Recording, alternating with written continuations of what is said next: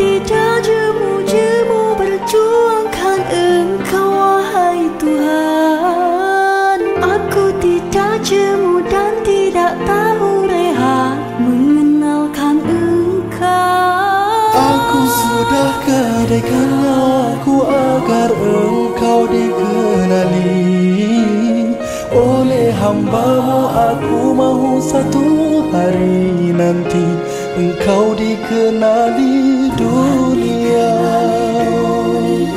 hingga Engkau disanjung di mana-mana dan waktu apapun.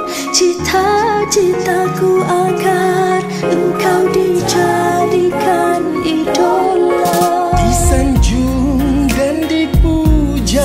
Moga-moga Engkau sahaja yang akan diagungkan dan dibesarkan.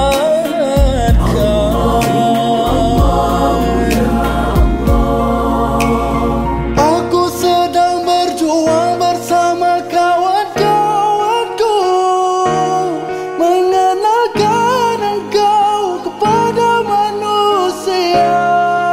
selagi ada nyawa di badan aku tidak akan berhenti berusaha dan berjuang. Selagi aku ada tenaga, selama itulah aku tetap perjuangkan Engkau. Sesungguhnya solatku, ibadahku, hidup matiku hanyalah untuk Tuhan semesta alam.